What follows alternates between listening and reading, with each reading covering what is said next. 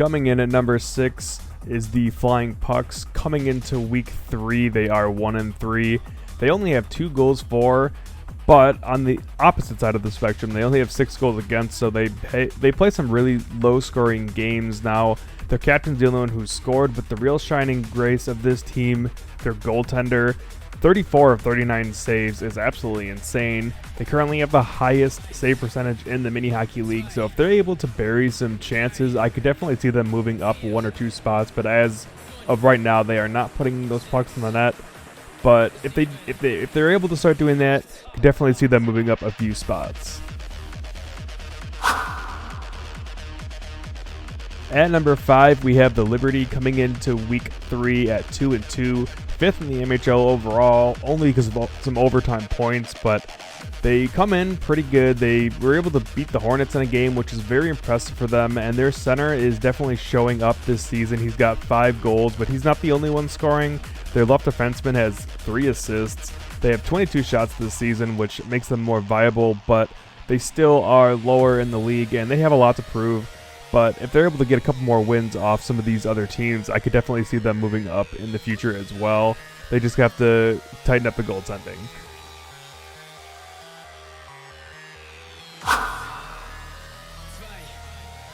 Coming in at number 4 are the Loons, the defensive team, tied for 3rd in the league with a record of 2-1-1. They have 21 shots for, which is pretty good, and their left defenseman has 4 points. He is becoming a force of nature. That shot is absolutely ridiculous, and it can definitely propel this team into bigger, better heights than they are. I could see them definitely scratching off a couple wins in these next few weeks and putting themselves in a good opportunity to make a first-round bye. Their goaltender doing what he does as per always, great save percentage and a shutout.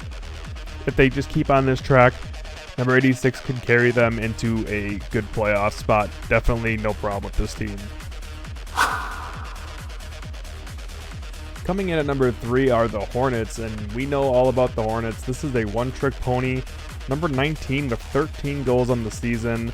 If teams are able to stop this guy, the Hornets might be in trouble. Now, they do put up the offensive numbers, having 51 shots for, but the defense definitely falls in a lackluster category. They have 30 shots against and 12 goals against. That's not good numbers. Their goaltending is absolutely abysmal with a .66 save percentage, 3 goals against average. This team needs to tighten it up defensively, but as for now, nobody is able to stop their center, and until teams are able to figure out the center, this team is going to gravitate towards the top of these rankings. Number 2, no surprise here, the HB Wombats. I mean, you could put them at number 1, but talk about a team that has scoring up and down the lineup. 5 goals for their center, 3 for their right wing, 2 for their left defenseman, and pretty much every position getting assists. This is a team that dominates both offensively and defensively. Now, defensively a little bit shaky so far with their goalie. I'd say their defense is good. Their goaltending has been a little bit iffy, but overall, this team puts the puck in from everywhere. They're extremely dangerous from all over the ice, and this is a team that you do not want to face going down the stretch. Definitely a solid number 2, maybe work their way into number 1 pick, but for now we have them at 2. And our number 1 team is the Kessel Runners. Now, they lead the league 3-1, and an issue they had last year was shooting, but this season not so much. 42 shots for.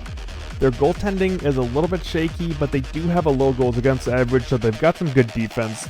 Their center's putting plenty of points on the board. This is a team that is elite in their defense and their scoring, and it's going to be tough to beat this team down the stretch. They currently sit number 1 in for good reason. It's going to be tough to overtake them, especially in the playoffs. I think they're going to make another deep run. That's why I got the Kessel Run as the number 1 team in the MHL right now.